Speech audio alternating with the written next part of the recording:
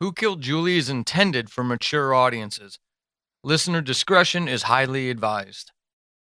This episode of Who Killed Julie is brought to you by my horror novel, 12 Deaths of Christmas. My debut novel, Chasing the Demon, a thriller adapted from Season 1 of my Subject Found podcast.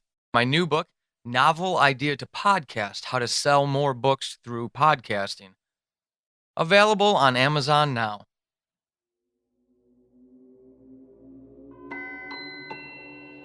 I talked to Rachel about him, but you know how she can be.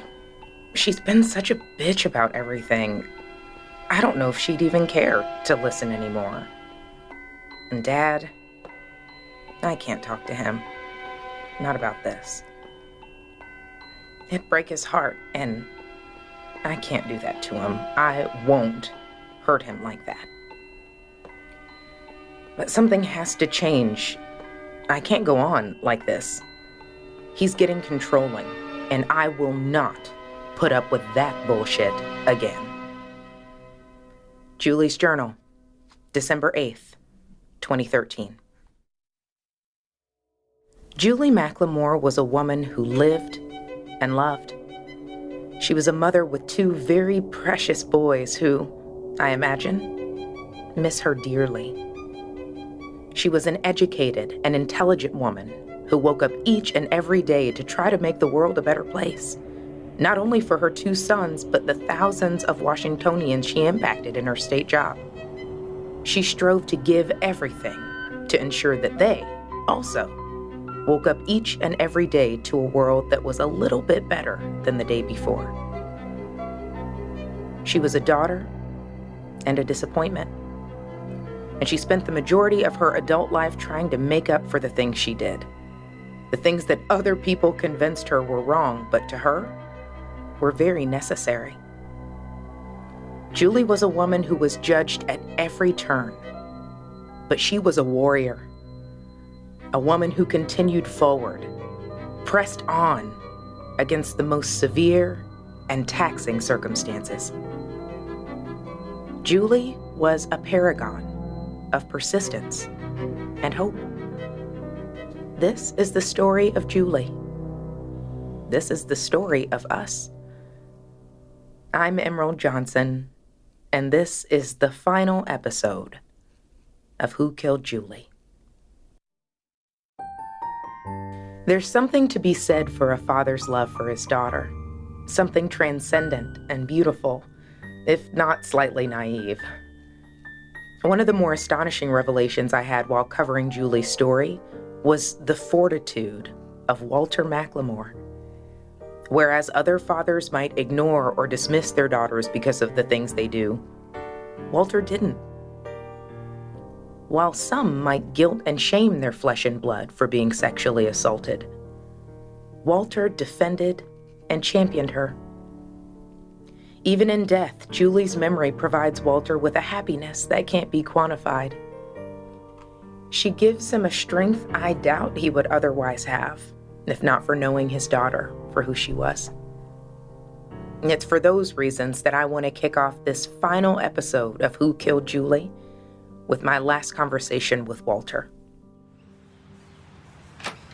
Come on in. Thank you, Walter. I hope I'm not intruding. No, not at all. What can I do for you? Well, I think I'm getting close to the end of telling Julie's story, and I wanted to have at least one more conversation with you before I finished it. Well, good. As long as you remember what I said about doing right by my little girl. Hoping everyone has been helpful? Well, almost everyone. Can't say as I'm surprised that some people are still pig-headed. I'm sorry you're having trouble with some folks. It's fine. It's sort of expected when you do things like this. But you have been wonderful, and I want to thank you for that. Ain't no trouble. Just glad I can help and be part of this. Hoping this'll tell the right story. Really tell the world who Julie was. It's important to me. I know, Walter. It's coming together nicely, and I think you'll be very proud of it when it's done.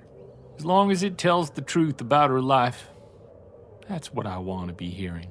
I can promise you that it's going to tell the story as true as I can, as true as any of the information I've been given. Are you okay with that? Of course, don't know any father that doesn't want the truth told about their child. Not good ones, anyways. Even if the truth is uncomfortable? Even then, the truth is what it is. Ain't nothing you or me gonna say that's going to change it. I just want my little girl remembered for the good person she was. You make sure you do that. I will, Walter. I will. She was an amazing person, very highly spoken of. Well, you be sure to be including all that stuff she did for others. All the volunteer stuff she did for the local food banks. You make sure you put that in there. I will try, I promise. She's done a lot for people throughout her life. Caleb told me about some wonderful things during her time at Syracuse, things that she did for others, even when she had her own pressures. Rachel told me how Julie basically carried the morale of the staff at her office on her back, and how she enriched so many lives. She was pretty remarkable. Yeah, that's my little girl. She did that all throughout school, even when she was little. Always pulling other students along, the slower ones, the kids who struggled. Don't mean to be mean or nothing, but that's the kind of girl she was. If she saw someone struggling, she was the first one to reach out and offer help. Teachers used to love that. Imagine, 'cause it made their jobs all that easier. Yeah, well, if this story has taught me anything about her, it's that part of her never changed. Nope. Julie was like that all the way until the end. That's why I don't be understanding why someone would do what they did to her. You still don't think it was Roderick Alba? Don't know. Now, I'm not a professional. I don't know everything that was found, so I don't close the door on anything. But I'm not so convinced the person who really hurt Julie isn't still out there somewhere. Someone doing something like that to her. So vicious the way she was left. Ain't no human did that. No, that's what an animal does. And Roderick, did you read the news about him, about Roderick? Yeah, read a lot about him. So you saw what he claimed. That he was innocent? Is that what you're talking about? That'd be it. Talked to a few of them reporters. Did you know that? No, I guess you wouldn't. But I did.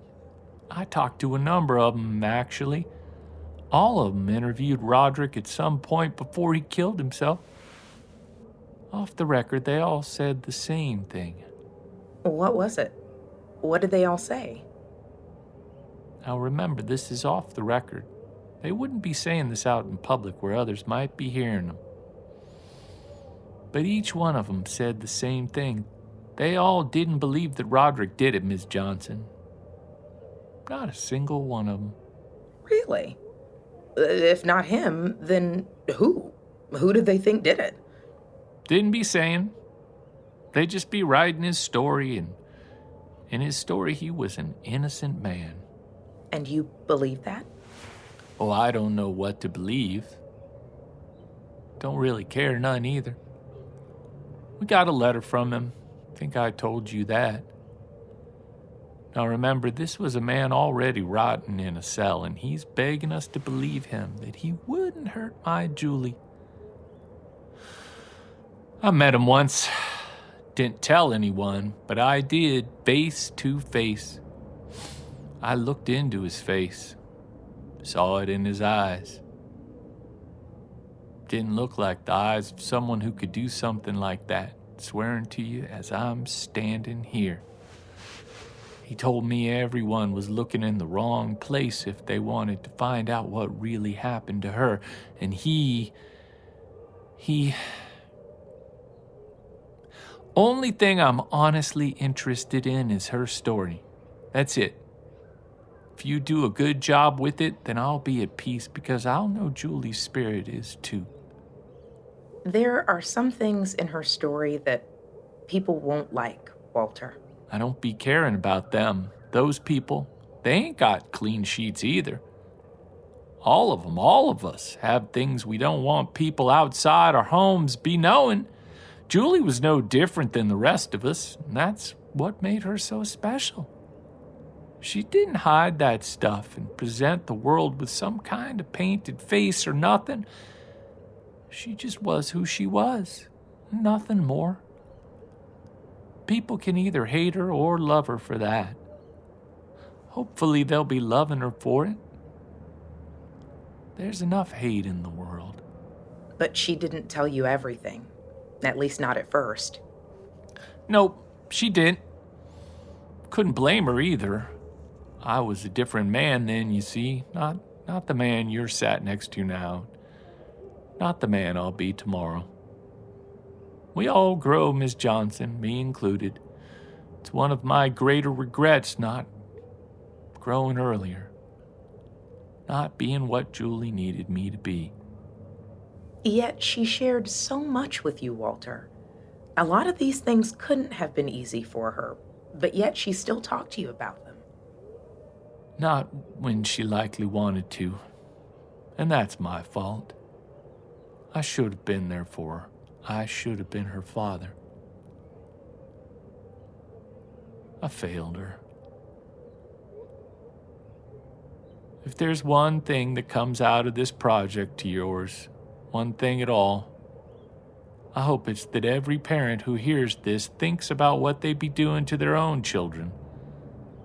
What kind of judgments they place on their kids about what they be doing, especially as they get older.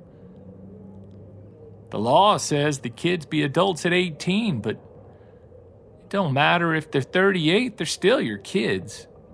You'll always see them like that. I sure saw Julie like that.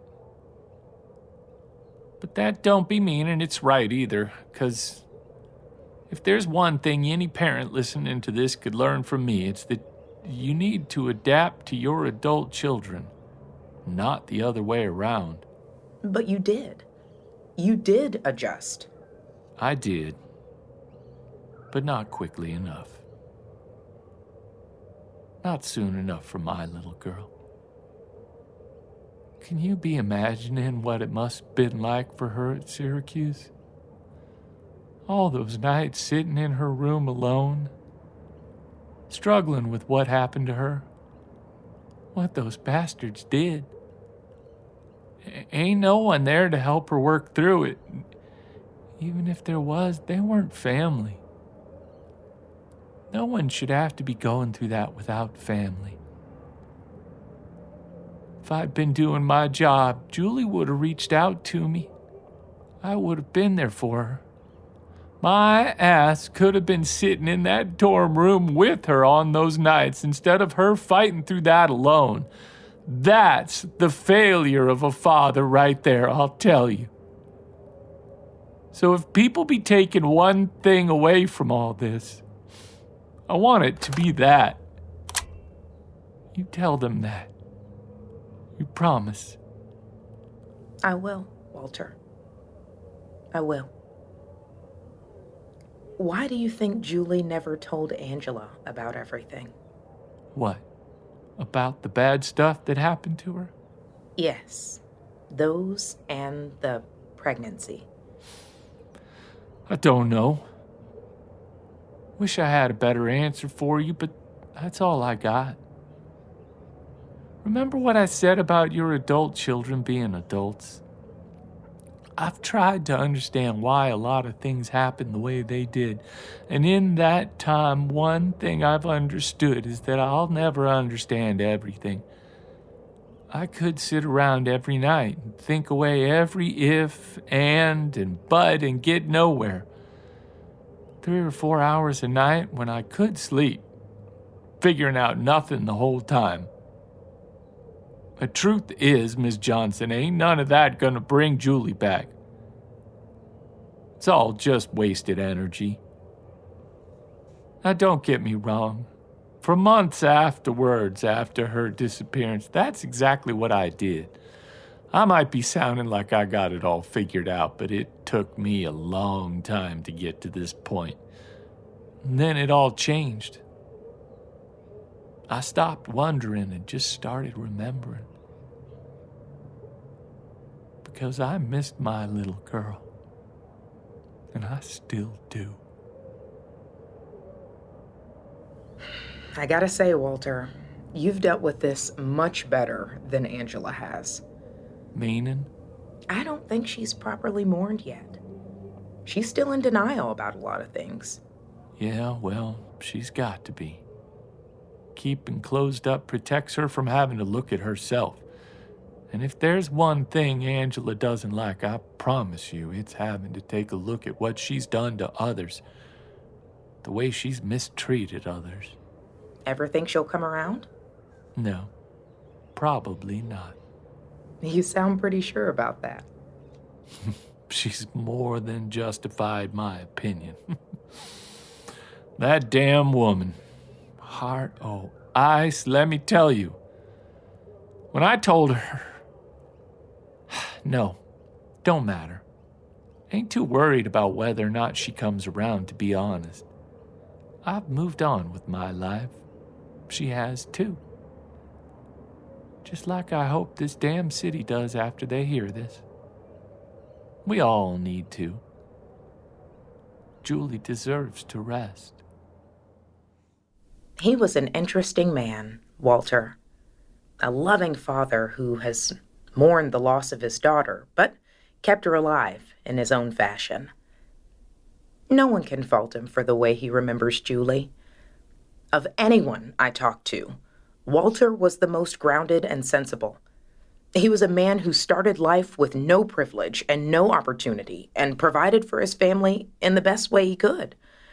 He made mistakes along the way, mistakes that he readily admitted to, and he never hid behind pretenses and fabrications. What you saw was what you got with Walter.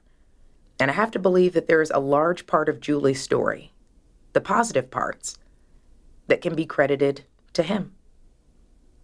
Julie would have told the world about who she was if she believed the world would value her for it.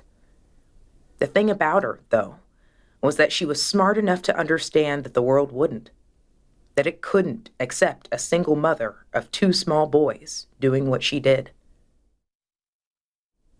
Before I share my last conversations with Caleb and Rachel, I had one last visit with Angela.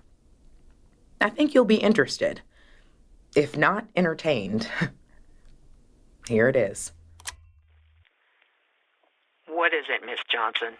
Good morning to you too, Angela. Do you have a few minutes? As long as you make it quick. I will. I'm putting the finishing touches on the project and wanted to make sure that we had covered everything that you wanted covered. I've had my say. There's nothing else to say, especially to you. I'm not even sure I want you to say anymore. Why? Because all this has done nothing but bring up things that shouldn't be brought up. Like what? It doesn't matter. This was supposed to be about Julie and who killed her. It was supposed to tell the truth. Isn't that what you were chasing? No. The entire project was to tell the real story about Julie's life, her disappearance, and everything that led up to it. That's what this project was always about. I'm sure you can understand and appreciate that. That doesn't justify having to talk about some of these things. Angela, everything I'm covering is what really happened. These things are real. They're things she dealt with, things that happened to her. Not including them is not only being dishonest to my profession, but it's being disingenuous to Julie's story. I don't care. It's being disrespectful to me. I don't expect you to understand this, Emerald. But when you're a member of a church community, you have to put that community first. People struggle with so many things every single day, and the members of my church family have a lot of struggles of their own. They're good people with big hearts, and if this were to get out, then they would feel obligated to be there for me when they have so many things going on in their own lives. I can't ask that of them. Are you sure it's about them? I don't appreciate that question. I'm shocked that you're so resistant to being part of a project that's focusing on your daughter's life, all because you want to protect your image for some members of a congregation. That's it. I'm not going to sit here and tolerate this anymore. You have no respect for other people. In fact, I don't even give you permission to use my voice or anything I say in this project. You know, it's sick what you're doing, really. I mean, who writes about this kind of stuff? What sort of twisted person glorifies those horrible things? Do you have any shame at all? Trust me, Angela, I'm totally okay with the work I've done on your daughter's story. You're not making this about Julie. You're making it about you and this goddamn feminist agenda you have. This has everything to do with Julie and nothing to do with you. And that's the truth of the matter. That's why you're so resistant. You were okay about this project until I wanted to talk about things you weren't comfortable with. I've tried to help you open up about Julie's past and the problems between you two that affected your relationship, but you've been unwilling to do any of that. I was hoping we could have this one last conversation so you could tell your side, so listeners will be able to understand what happened between the two of you that prevented Julie from feeling like she could share everything with you. I'd hope you'd be willing to do that. Obviously, I was wrong. I've already told you. Julie was wayward. She was selfish and went off to that school and came back a completely different person. Walter and I raised her with proper values, and all of that hard work was undone in just a couple of years around those people. Do you even understand what that's like for a parent? To invest in your child so deeply, only to watch it all fall apart when they get around bad influences and allow other people to facilitate taking a bad path in life, a sinful path. Do you know what that's like? You know I'm not a parent, and I've tried to appreciate You can't appreciate it then. In fact, none of you can. You haven't gone through what I've gone through. You haven't made the sacrifices I've had to make. You haven't had to live through what I've had to live through. So how can you possibly appreciate any of this? Then help me, Angela. I'm not sure why you're being so combative. I really wanted to make this a cordial conversation so that everyone can appreciate what you had with Julie. You're not alone in that struggle. Plenty of parents have problematic relationships with their adult children. It's not anything new. You're not unique. People will empathize and understand. I'm not looking for their understanding. The only understanding I want is that of the Lord. That's the only thing that matters. Caleb called me this morning. He what? Called me. He wanted to apologize. I guess he wanted to extend an olive branch. Really? That's interesting.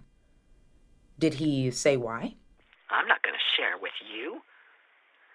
But that's what I'm going to take away from all of this, Emerald. Nothing in this has been rewarding. You insisted on talking about things that shouldn't be talked about, and I'm not going to let myself get upset anymore. I've got my husband and the women at the church to help me get through this.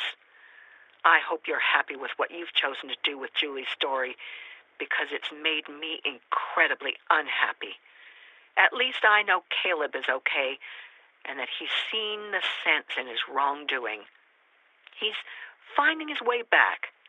If that's the only thing I get out of this project of yours, I'll take it. It might be too late for Julie, but at least there's still hope for his redemption. Emerald, I'm praying for you. Don't bother me anymore. Angela was never going to be easy. I knew that from the first time I watched her talk to that customer in the farmer's market all those weeks ago. She was a difficult woman, firmly entrenched in her belief system, unmovable by evidence or persuasion. Angela knew what she knew, and that was all that mattered to her in the world. It's unfortunate, but it is what it is. I've included her throughout this project, if for no other reason than to show you what Julie dealt with throughout her life. This isn't intended to defame Angela. It was never about her, and it will never be about her. This is Julie's story, but the impact Angela had on her cannot be overlooked. The decisions that Julie made throughout her life, the circumstances and consequences she faced, a lot of them were conceived in those early childhood conversations between mother and daughter. Those conversations formed the young woman who headed east to Syracuse University and had her life forever altered. And that can't be ignored. I won't ignore it. There are 2 conversations remaining in this series: Caleb and Rachel. What these conversations hold is, it might be difficult to listen to. If you are not prepared to hear disturbing details, then I encourage you to switch this off for now. I won't mince words. What follows includes information about mental, physical, and emotional abuse, including sexual assault. It might be offensive to some, but it is part of Julie's story. It needs to be told. So, let's start with Caleb. Throughout this series of Who Killed Julie, we will be partnering with Safe Place in Olympia, Washington to raise funds for their operations. Safe Place provides crucial services to survivors of domestic and sexual violence. They offer a 24-hour helpline, 24-hour emergency shelter and sexual assault response, advocacy support groups, legal clinics, children and youth programs, prevention education, community outreach, and training. Please see the donation link in the episode notes. Help us raise as much as we possibly can for Safe Place in Olympia, Washington, to serve people who need them now. Today, Olympia, Washington. Tomorrow, your city. Let's change the world. So why did you call her then? I don't know. It feels like the right thing to do. Listen, I need to start making peace with more than just Angela, Rachel, too, Julie's ghost, myself. Angela was just the start of a long road for me. I need to start moving forward, Emerald. And this thing you're doing, it woke me up. Guess I'm glad to hear that then. I think Julie would be happy as well. I think she would too. So this is it then? Almost. Mind me asking who else you need to talk to? Just Rachel. She's the only one I haven't wrapped things up with. Caleb? Are you there? Yeah, I'm here. Emerald, Yeah? there's something about Julie you need to know. Is this part of your making peace with things? Yeah, it is. Okay then. What is it? It's about Julie and Stanford. What about them? You know, I've debated for a long time about telling you this or not. I honestly don't even know if I should now, but I've struggled with it for such a long time, and I feel the window of opportunity closing.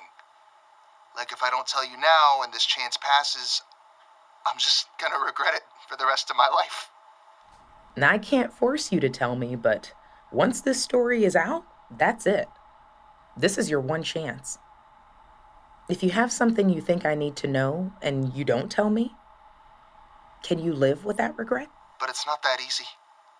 Not at all. I already know how she met Stanford. He was a customer at the strip club, right? Yeah. Used to go there every time he was in town. At least that's what Julie told me. A big tipper, too. So, what is it then? They started dating. Like a legitimate relationship? Yeah. But he was married. Yeah, not like I can judge that, right? Plus, doesn't seem to matter much, does it? Especially not with the elite. And that's true, unfortunately. So, when did it start? I don't know. Not for a while. She'd been working at the club for a few months. I didn't even remember her saying much about him, to be honest. It was just like one day she was dating this older guy and she was really into him. What did that mean for the two of you? Were you two still a thing? Pretty much like we always were, on and off. That had to be hard. It was, but it's not like I could say anything. I was living down here, married, with children. Who the hell was I to judge her? I get that. Still, though, it couldn't have been easy. Nah, it wasn't. I loved her. Loved her so goddamn much. It broke my fucking heart. But Julie needed to be happy. No, fuck that. She deserved to be happy. And I didn't want to be in the way of that. I knew she was lonely and dealing with life on her own. I knew she was always stressed, and she seemed really happy when she talked about him, like he was genuine and caring. I warned her away. I tried to, at least, but I don't think she ever heard me clearly. Figured you were the jealous boyfriend type? Probably. I tried to hide it because, I'll be honest, I was jealous. Like, it bothered me a lot.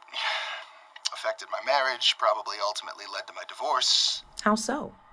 Because my mind was constantly on her. I was thinking about who she was with, what she was doing, where she was going, things like that. It was like, I don't know, like friggin' puppy love. I needed to know everything about her. Like, the fact that she was dating this guy somehow made me desire her more.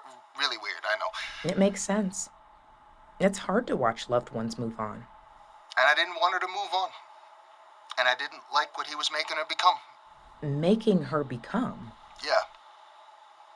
What she was doing. That's when things started going really badly. She was already stripping and had moved into escorting up in Seattle. She didn't do it often, maybe 2 or 3 times a month that I know of, but she made so much damn money at it. There was no way I was talking her out of it. I couldn't. She wouldn't listen even when I tried. I don't know. I've never been in her situation. I've always had it pretty easy. Until now. So I try hard not to judge her and what she did. But it tore me up. Absolutely tore me up. I'll admit I kind of fell away then. For a while. Just wish I hadn't. I wish I'd been there for her. Caleb, you can't regret. Emerald, if I'd been there, she'd still be alive. You don't know that. Things happen. For all we know, she could have... That. You don't understand. You don't get it. Then fill me in. What am I not getting? He started getting really possessive. When? After she started escorting? Yeah. He didn't know she was escorting. She told him there was a club in Seattle that was paying better, a lot better, so she was going there to strip.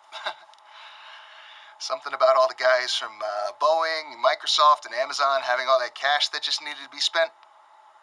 But not a peep about escorting.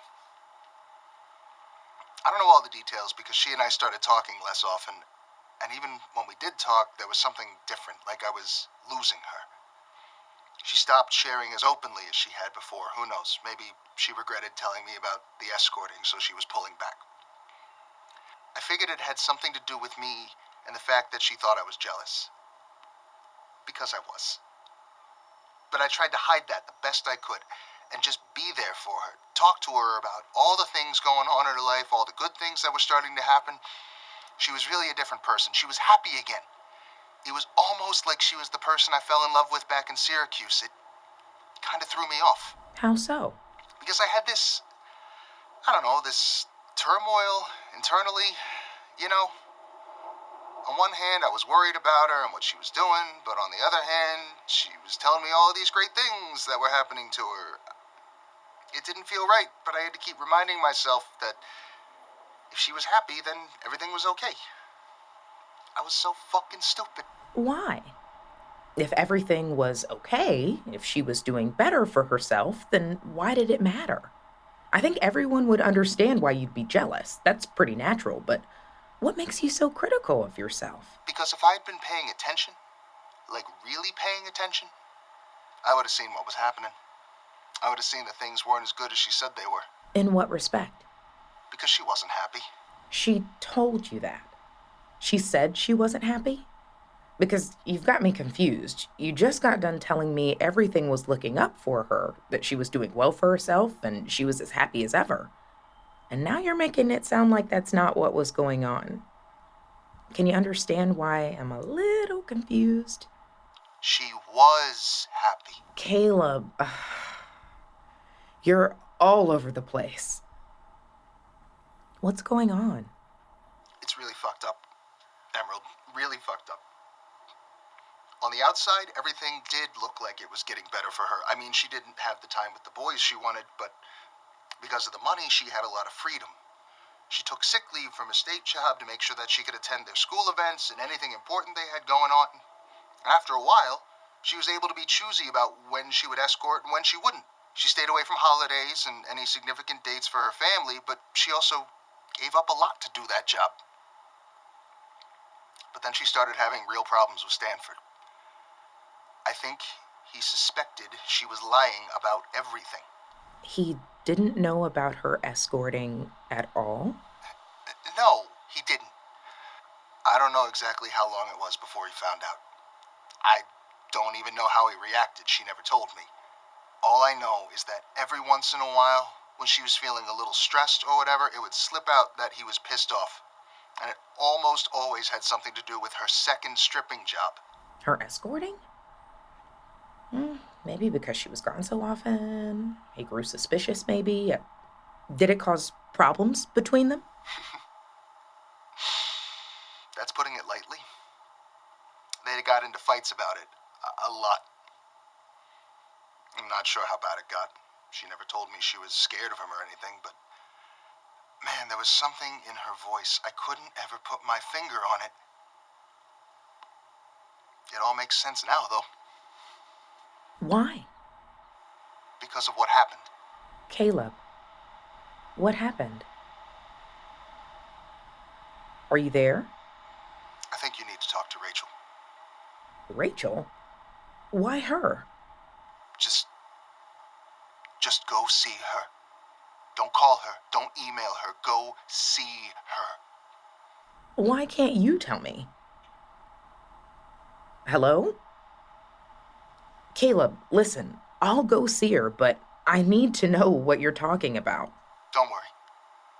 She knows. And she'll tell you everything. You'll understand after you talk to her. Thank you, Emerald. For what? For tolerating me. For shaking me out of my stupor. Helping me see clearly. I don't know. Name it. Just thank you for freeing me.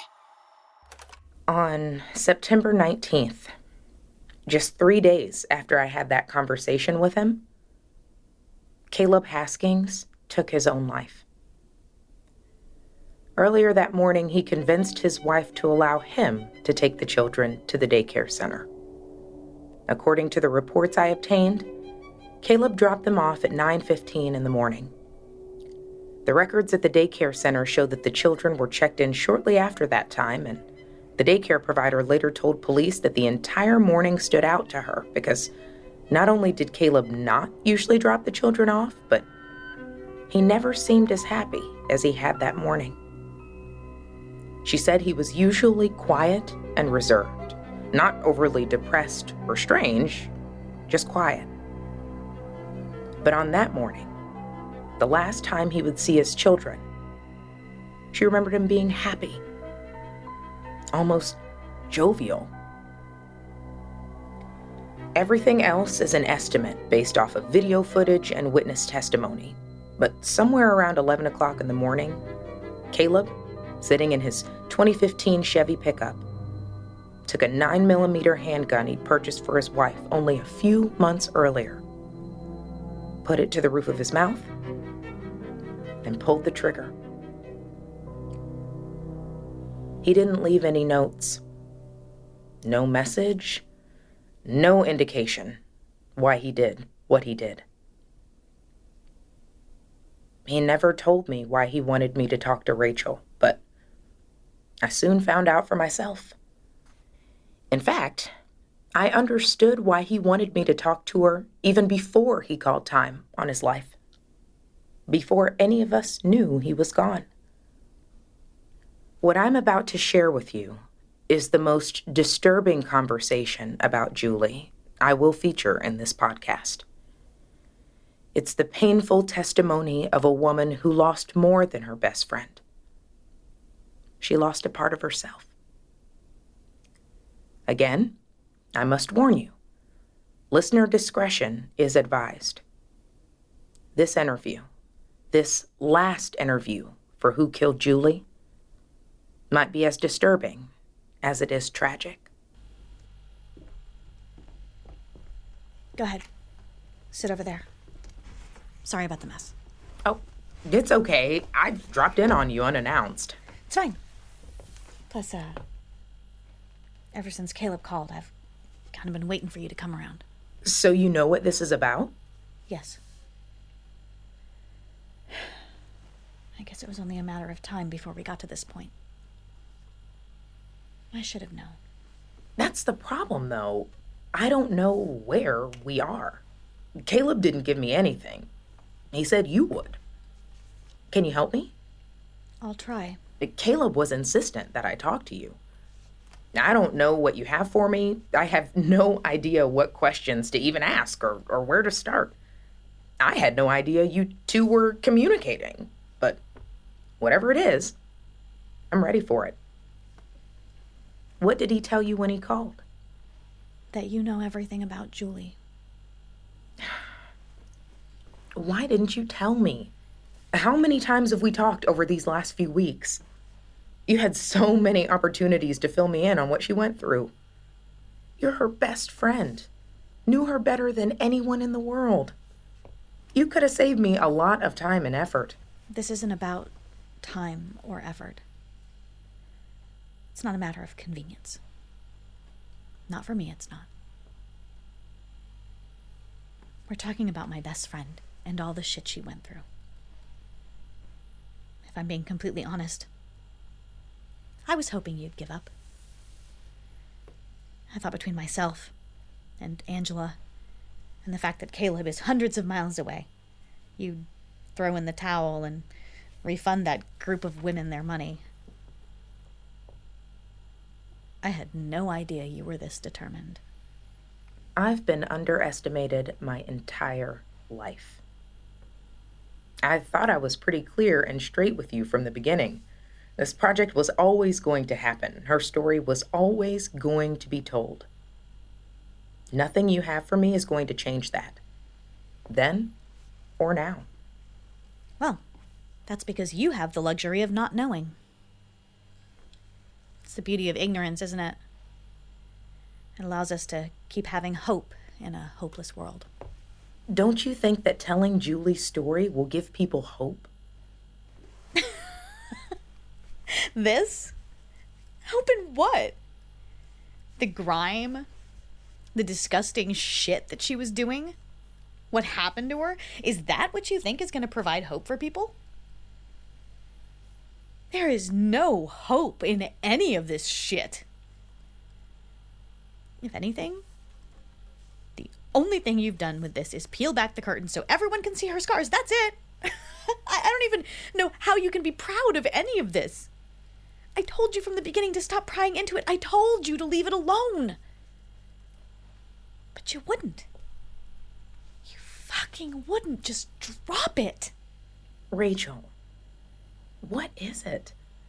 What am I prying into that's upset you? Everything about the murder came out in the news.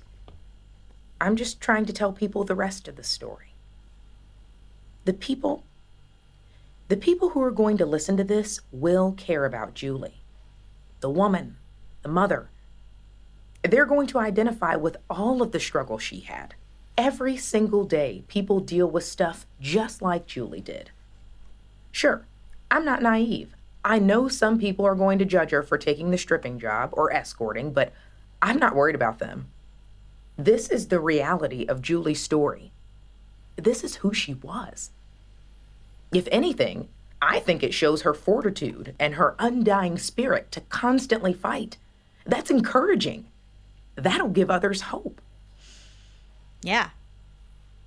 Acting like a whore will give a ton of people hope. Really empowering for women in the 21st century, Emerald. Way to go. You'd rather I lie about this? You'd rather I fabricated some story about what led up to Julie's disappearance? That's what you want for her? No! I want her to be alive. I want her to be there for her boys. Instead of having them off in the South with that piece of shit of a father who's going to teach them all the wrong things about what it's like to be a man. I want her here. I want to be able to look over the cubicle and see her smiling face. I want all of those miserable bastards we worked with to have to suffer through the indignity of being in a better mood because Julie made people smile. I want to laugh with her. I want to share my struggles with her, and I want her love. That's what I fucking want.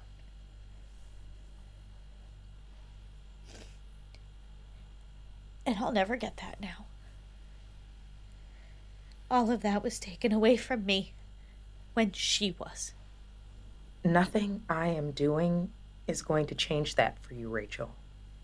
And I'm terribly sorry. Terribly, terribly sorry. But if there's anything that all of us are doing together, it's that we are telling the story of a courageous woman. An imperfect, but courageous woman. A lot of people are going to judge her. They will say horrible things about her. I know. You understand that, don't you? You're a woman. You should get that. I know they will. But there are people who will understand why she did what she did. They're going to see the courage, the true courage that woman had, to rise above everything she faced every single day. They're going to see the selflessness of her actions. You knew her. You knew what she was like. Please, help me tell that part of her story. Ugh. I fucked up so much.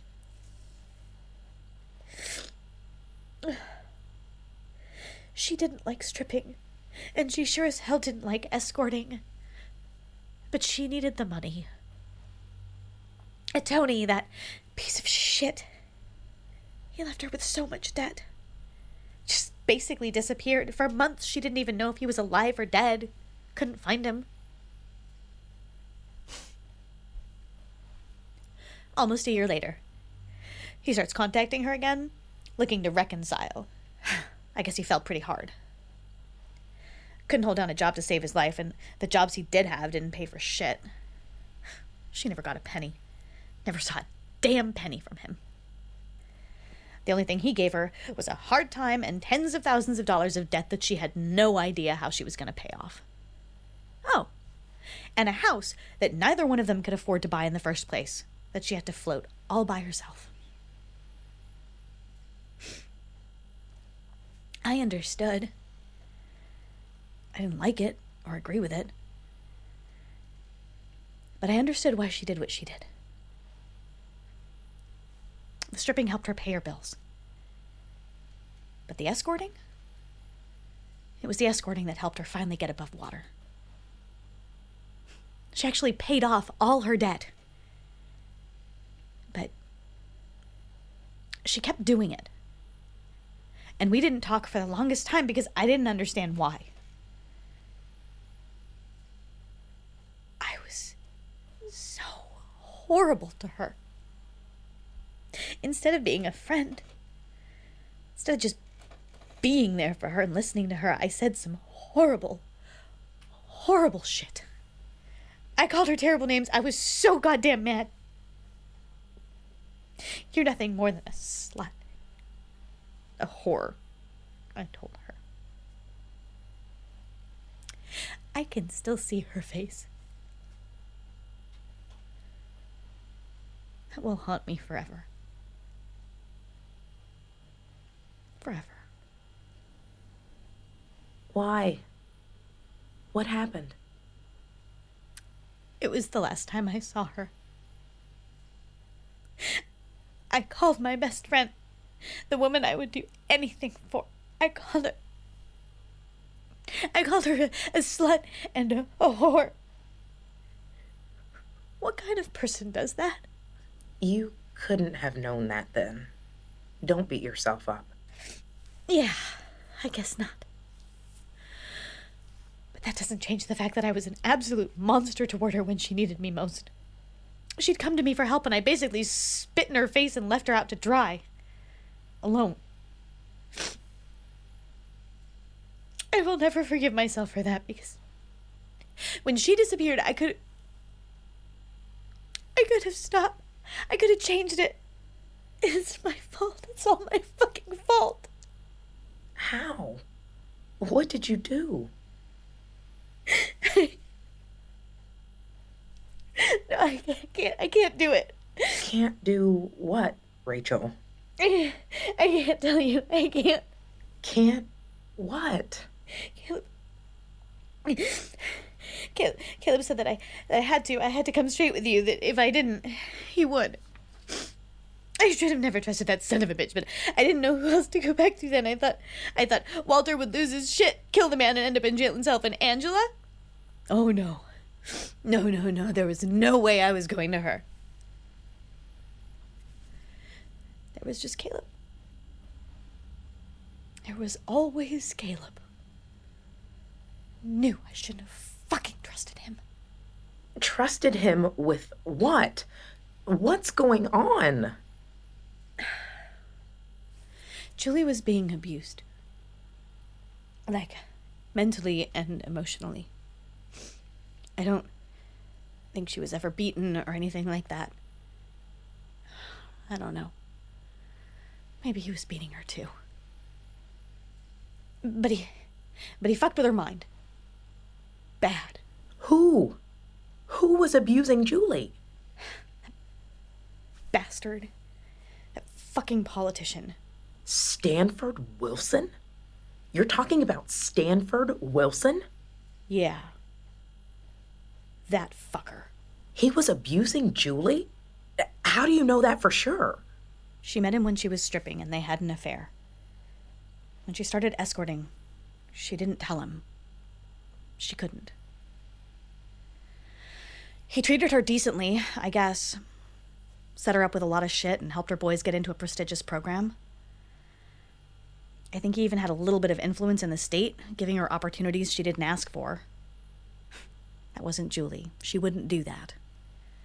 But he didn't care. He just did what politicians do. All that slimy behind-the-scenes shit to get favors for people they like. Or people they're fucking. Didn't matter that it made Julie uncomfortable. When she started escorting, she told me he didn't want her stripping anymore, that he would take care of her and replace any of the income she'd lose out on. But Julie'd been there before. She'd already done that, depending on a man stuff, and she wasn't going back to it. She was never going to depend on a man. Ever again. That pissed him off. And that's when I told her to be careful. I asked her how well she knew him. I mean, he was already fucking cheating on his wife, but that damn woman didn't care. She was already screwing around with Caleb anyway. But when he started getting possessive and controlling and all that shit, I begged her. I pleaded with her to leave him, to just fucking walk away.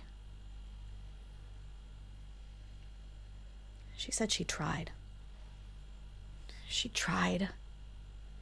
But he wouldn't leave her alone. He didn't make huge scenes in the club or anything like that, but in private she felt pressured, really pressured her to do everything he asked. Demanded. And that's why she didn't tell him about the escorting job. He would have never allowed her to do it. He would have stopped her, I know it. So yeah, she didn't tell him. People, your listeners, they need to understand that when women are raised to believe archaic shit about their role in the world and how they're trained to be dependent on men, it really fucks us up as adults. She would do anything to not have to depend on a man ever again, Emerald. People need to get that. They need to fucking understand that. They don't need to be worrying about why she was still in love, never stopped loving a man from college who was married, or why she was having an affair with some married politician. That stuff isn't important. Because none of those people have ever walked a fucking foot in her shoes. She'd been shit on her entire life, and she was trying to get things right. She really was. She might not have been doing it in the way other people wanted, but she was trying. Which is way more than I can say about any asshole who is going to criticize her. So she didn't tell him about it, because that's what she needed to do for herself and her boys. She was at peace with it. Did he ever find out? Rachel, what's going on? Did he ever find out about her escorting?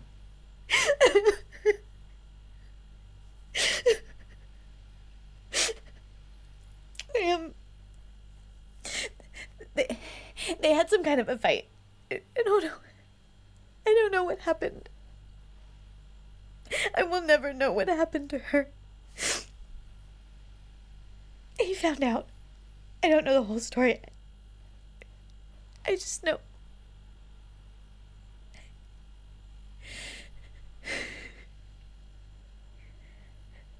Does it even matter anymore?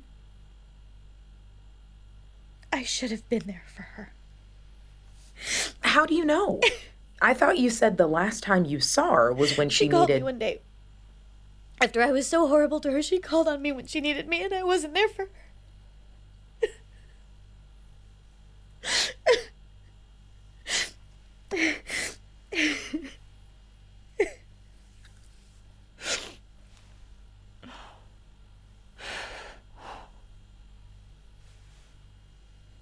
I don't even remember how many days after it was.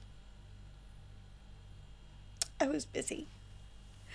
We were at a soccer game. I'll never forget it. I picked up my phone and I saw it was her, and I was still so pissed.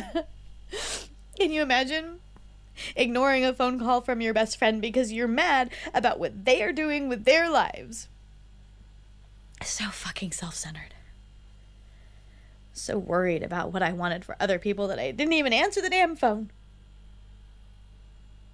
I hung up before it even vibrated twice. Didn't even think about it. Not even a second thought. I was so goddamn stubborn and so mad that hanging up on her was one of the easiest things I've ever done. I can't believe it. I can't believe I acted like that. Maybe she just wanted to make up. Maybe it bothered her, the way that you two parted. It was the last time I heard from her. It was the last time anyone heard from her. What? She called me. And then she disappeared. I read everything that was ever published about her. Every detail I could get my hands on, from the police all the way to those stupid true crime bloggers. If it was about Julie, I consumed it. I mean, we'll never know for sure, but their time frame for everything, that phone call was right before they think she disappeared. No one else ever came forward with any information indicating they talked to her after she called me. Not that I know of. It was the last time anyone ever heard Julie's voice? What did she say to you? Nothing. Already told you I didn't answer. I hung up on her. I didn't even check my messages that night because I wanted to avoid her.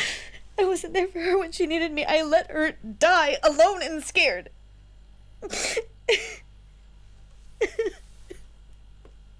I was so fucking stubborn I didn't even know that I had a voicemail. My husband had to point it out to me. I went to bed early that night and left my phone on the coffee table.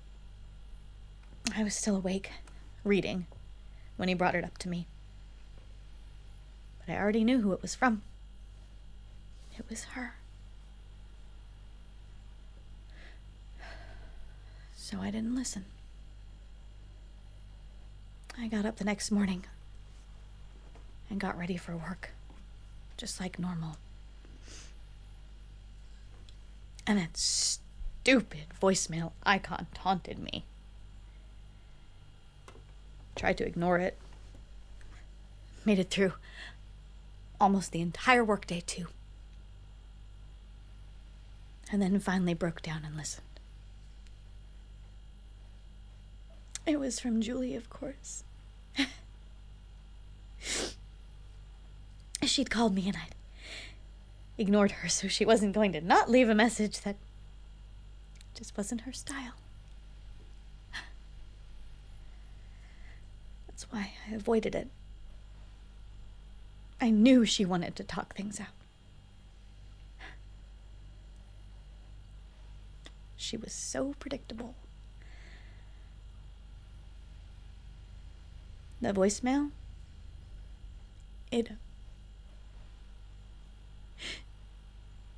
She was with Stanford. At the house he rented for the times when he had to come out here. Emerald. It was the last time she talked to anyone. And I wasn't there for her. You're putting a lot of pressure on yourself. Listen, you can't be completely sure that that was her last phone call. Don't be so hard on yourself, Rachel. That's not fair to you. Oh, if you heard it, you would know too. But this would have come out in the investigation. I never told anyone. Well, except Caleb. You're the only other person who knows. Her parents, Walter, doesn't even know. You never gave it to the authorities? I couldn't. It was... I just couldn't. He's a powerful man, Emerald. I've got a family to protect. I couldn't. What's in the voicemail? What did Julie say? Come on. You told me for a reason. Caleb wanted you to tell me for a reason. This has to be important. I need to know, Rachel. We've come this far. Let's finish Julie's story. Together. Here. What's this? An SD card. What's on it? The voicemail. You saved the voicemail? Yeah. After all these years? Made 50 copies, to be exact. Caleb has 5 copies. I've got a couple stashed in safe places. Now you have one. But 50? Why? Listen to it. You'll understand. You'll understand everything. As you just heard, Rachel gave me an SD card, And on that card was an MP3 of the voicemail Julie left that inauspicious afternoon. This is the first and last time you will hear Julie's voice. What you're about to hear are likely the last moments of Julie's life. Discretion is advised. Rachel! Rachel, are you there? Please pick up. He found out. He knows. I need you to call me. Please. Please call me. I'm going to keep my phone right next to me. I need to leave tonight. Open this fucking door. Open it now. He's scaring me, Rachel. Unlock this Can fucking you door. come get me? Please. Open the fucking door. Open it. God damn it, open it. I will fucking kill you. Please. Do you hear me? Rachel, What are you doing? I need you. In May 2013, Stanford Wilson was investigated for taking bribes. The investigation lasted for a year and centered around the passing of a controversial law that allowed the use of questionable genetically modified seed technology. In January 2015, Stanford Wilson was convicted and imprisoned. But that's not where Stanford's story departs from Julie's, if their lives could ever be truly separated.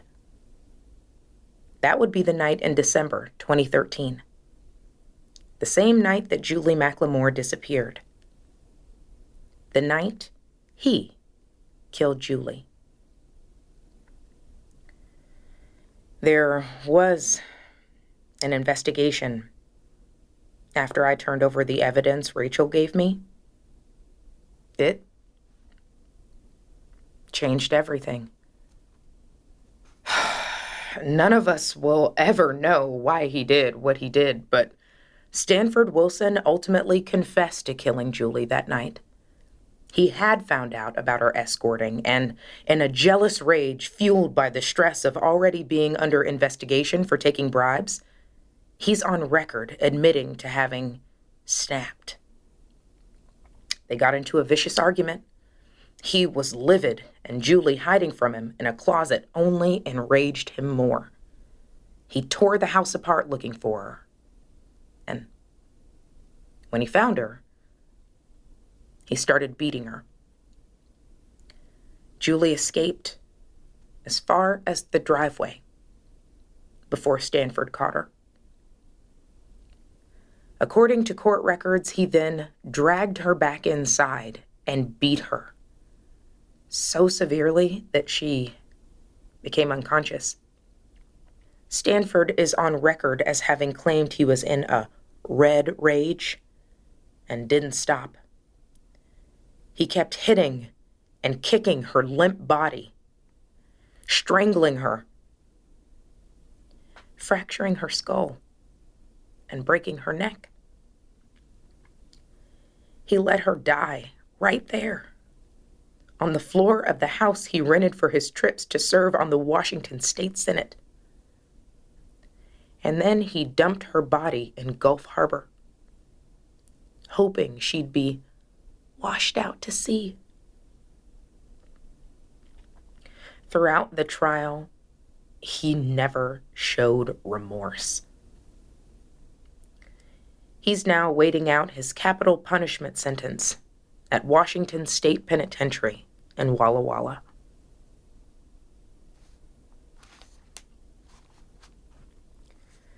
Rachel told me she's now at peace with the fallout from her actions.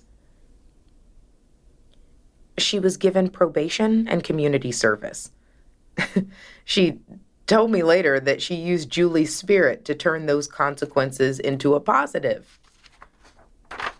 Sucking it up like a champ, she said.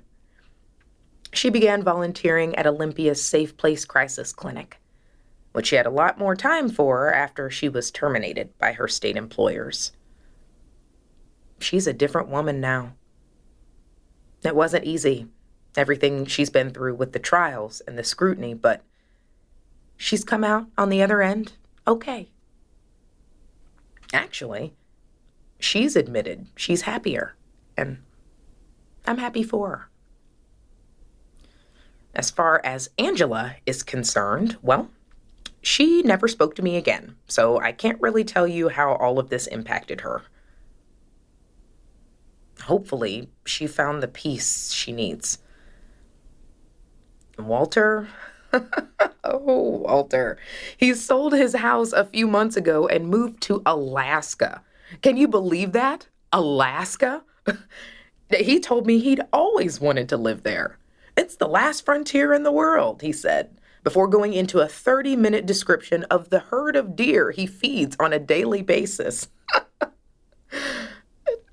Walter feels guilty about it, saying that if he dies before his time, those deer are screwed. His word, not mine. But that caring for them gives him a sense of purpose. And I don't think any of us can fault him for that, can we? Remember Roderick Alba, the first man convicted of Julie's murder who hung himself in his prison cell? He maintained his innocence all along and pleaded with Julie's family to believe him. He met with Walter in person to try to guide Walter towards Julie's true killer. The man who never got the justice he sought? Well, that's only part of Roderick Alba's story. A story that's actually quite interesting. During my time working on Julie's story, I learned a lot about Roderick and found his story to be intriguing. Intriguing enough for me to begin exploring now that we finished Julie's story. But this is where we say goodbye to Julie. If there's anything that comes out of doing this, I hope it's that anyone who listens to it understands and appreciates it for its complexity. In a world where it's so easy to pass judgment on others, to categorize them and demonize them by superficial standards, the color of their skin, their gender identification, the way they walk and the way they talk, their profession. We live in a world with increasing rapidity and decreasing attention and empathy. It's a world where we feel justified in judging others and their struggles while ignoring our own. If anything, I hope that Julie's story serves as an example of the complex difficulty of existing in an unforgiving world. Julie McLemore was a single mother of 2 wonderful boys who may never get a fair chance at life, even though she did everything in her power to give them what she, herself, never had. She struggled constantly, just like most of us, and worked hard for the breaks and opportunities others had, the breaks she wanted for herself and her children. She excelled academically because of her work ethic, and she always gave and thought of others first. She made mistakes, but who doesn't? Her actions may be questionable to some of you, and that's okay, because Julie did what she needed to do so her children had a fighting chance in a world that's too busy to care about other people. We understand so much about human nature, yet we know so little. We claim that we embrace diversity, grace, and empathy, but we still hold tightly to archaic perspectives and opinions about women's sexuality, while ignoring the inconsistent bias of morality. We want to demonize people like Julie for what she did, and we do the same to those who have fallen into prostitution as a means of survival, all the while ignoring the factors that drive the demand for these services. We claim we understand human nature, but even a brief look at Julie's life through this 7-part series shows that we don't. We're not even close. Julie made such a positive impact on so many people. I couldn't possibly include all of them in this series, but if you look closely, if you listen closely to the testimony of the people closest to her, you'll see just how beautiful of a person she was. You'll see the gift to the world that was Julie McLemore. She may not have been perfect, but she loved others. She may have acted in ways that you personally disagree with, but couldn't the same be said about you by those who know you best? She may have done things that you find repulsive, but have you not repulsed at least one person by something you did in order to get ahead? In order to survive? Isn't the very nature of the human experience relative? The story of Julie is an excellent reminder that all of us share this existence, that we all face struggles and demons we often struggle with alone. We do it out of necessity, to remain safe from judgment and exclusion by those we would hope we could depend on in times of need. If we accept the terms of Julie's life, if we are patient and empathetic and try to understand why she was who she was, maybe then there can be hope for us. If we do that, if we see each other in that light, then maybe we can begin to grow. Maybe we can begin to heal. I hope this 7-part series will do that for you. For us. The story of Julie is the story of us. It's the human story. A beautiful tragedy. If you enjoyed this featured series, be sure to stay subscribed to this RSS feed so you can get updates when my next series is ready. We'll explore Roderick Alba's story, because his story is the story of us. You've been listening to Who Killed Julie? I'm Emerald Johnson. Thank you for listening, and as always, keep questioning.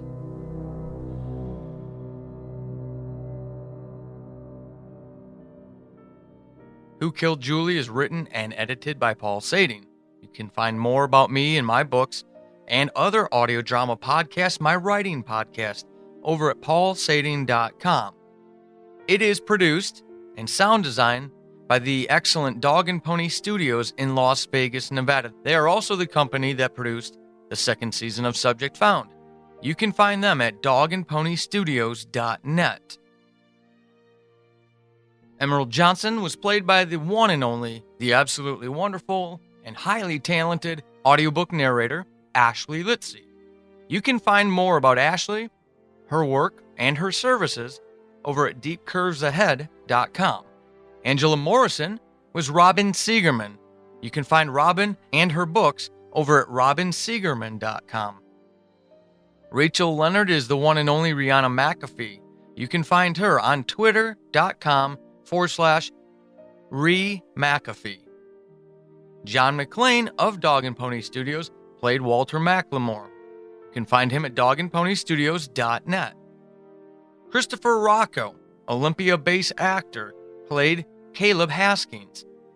You can find Caleb's live performances by checking out the schedule at olitheater.com. And Lauren Wisniewski played the customer in episode 2. She's a wonderful voice actor who you can find at lawofalltrades.wordpress.com.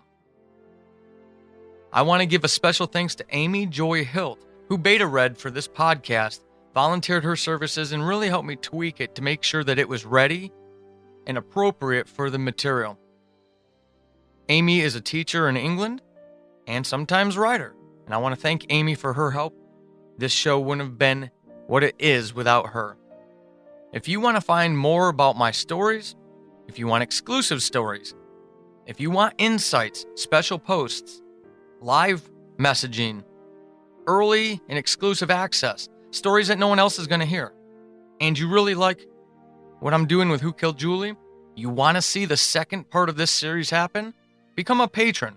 Go over to patreon.com/pulsating, pick a reward level that works for your budget and the exclusives that you want, and help me start funding the next show in this series. You can also find this show, pulsating.com/who-killed-Julie, where you can find all of the wonderful actor bios. It's on Libsyn, iTunes, Spotify, Stitcher, iHeartRadio, Google Play. The show is also on Facebook and Twitter, as am I. You can find me at Paul Sading or at Who Killed Julie. The artwork is done by the wonderful Kessie Relinicki, who does all of my book covers and podcast covers. And of course, that music that is absolutely perfect for this show was done by none other than John Eric de Guzman of Dog and Pony Studios. Thank you for your download and your listen. Please tell a friend about the show. Please help us spread this important message, this important story. Julie's story. The story of us. Music in these credits is provided by Richard Temple.